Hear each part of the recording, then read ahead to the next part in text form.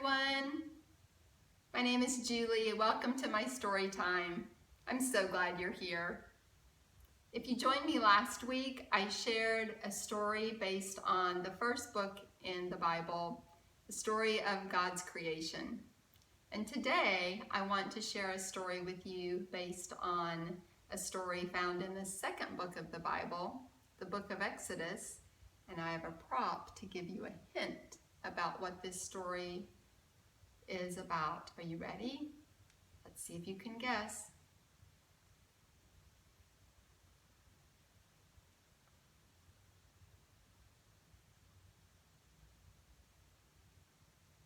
Yep, you guessed it. This story is about frogs. It's called The Littlest Frog, and it's written by Sylvia Rouss and illustrated by Holly Hannon. And they wrote an introduction at the beginning to help us understand the Bible story a little bit. I'll read that first. In Egypt, long ago, Moses and Aaron went to Pharaoh. Pharaoh is the term they used for their king or their leader. "Let my people go," Moses said, "or God will make millions of frogs come out of the Nile River and jump all over your land." But Pharaoh wouldn't listen. So Aaron stretched his staff over the water, and millions, even billions, maybe zillions of frogs jumped out of the Nile River and into the houses, beds, sheds, pots, bowls, and even the ovens of the Egyptians. There were frogs everywhere. Let's see what happens in this story. A little frog sat in the hot Egyptian sun, watching Jewish slaves work while the Pharaoh had fun. Moses, their leader, warned evil Pharaoh, "Bad things will happen if you don't let us go. I'm the great Pharaoh, and nothing scares me. The Jewish people will stay. They will never be free." In this picture, here's Moses and his brother Aaron, and here's the Pharaoh.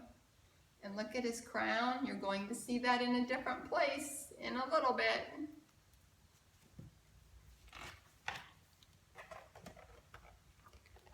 The very next morning when Pharaoh arose, he found a big frog sitting right on his nose. "Pyramids," he yelled as he jumped up in fright. There were frogs to his left. There were frogs to his right.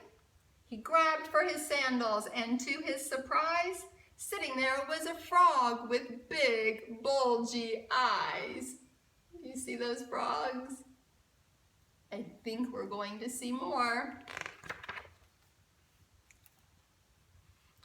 "Oh no!" he exclaimed as he pulled on his gown. There was a bullfrog wearing his crown.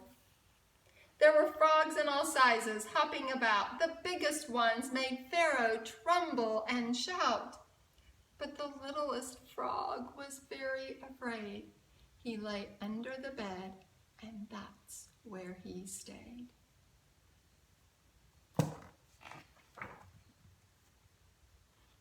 Pharaoh ran for the bath and grabbed a large towel, but when he got there, he let out a howl.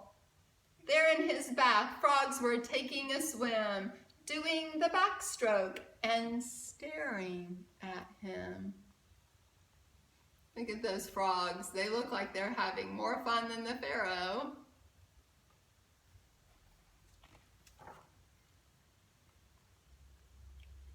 He fled to the kitchen and opened the door. There were frogs on the table and frogs on the floor. Oh, such a sight Pharaoh had never seen. Wherever he looked, he saw only green. Do you see a lot of green? I like the frog on top of the bowl right here.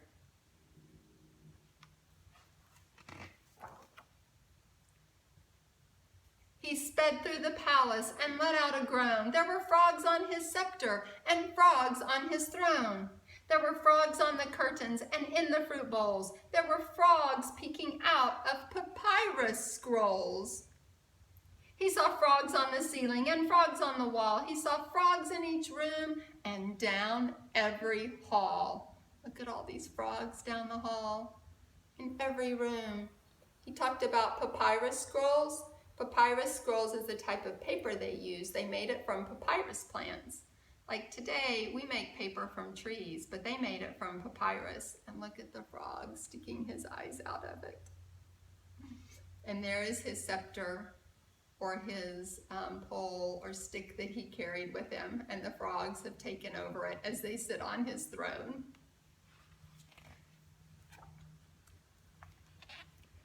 Pharaoh ran quickly and picked up a broom. I'll get rid of these frogs. I'll sweep every room.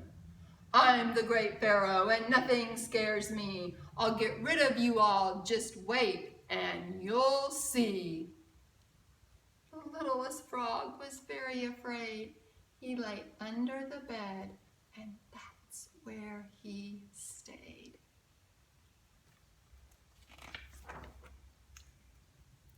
Pharaoh checked every basket and shook out each rug. He looked in the urns and emptied each jug. Wherever he looked, frogs were hopping and leaping. Pharaoh snarled at him all and continued his sweeping. As he swept one last frog from the top of the shelf, Pharaoh felt happy and pleased with himself.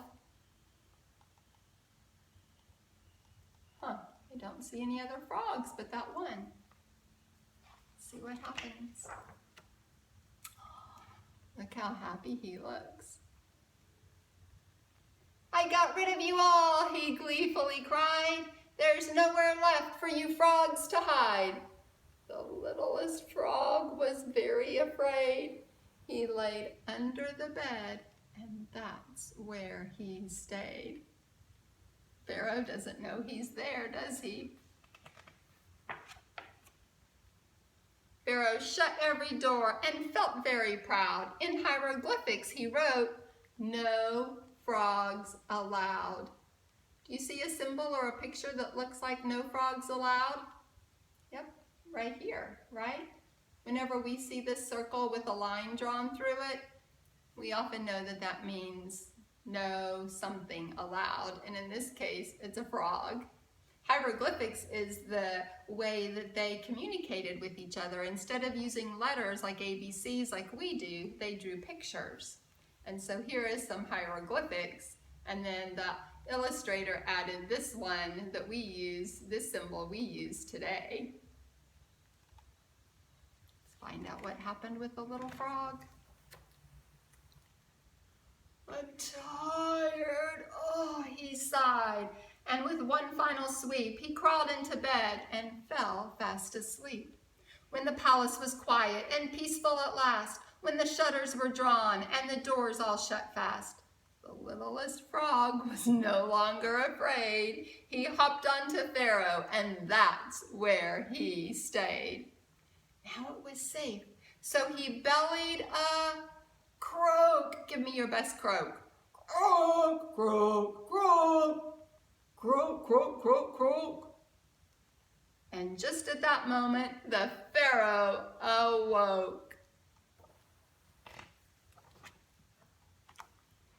This can't be happening. This must be a dream. I got rid of you frogs.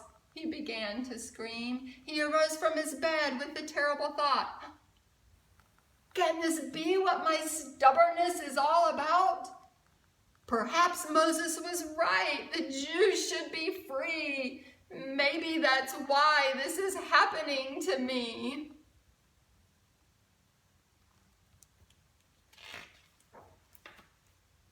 Suddenly, Pharaoh was very afraid. He hid under the bed, and that's where he stayed.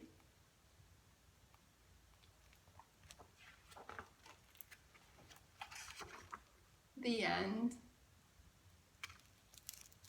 I love this story. And what I love even more is that God used Aaron and Moses, two people just like you and me, to help take care of his people. And God asks you and me to take care of people too.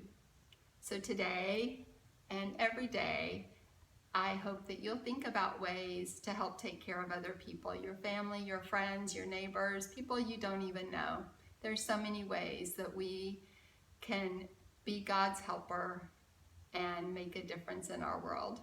I'll see you next week. Bye-bye.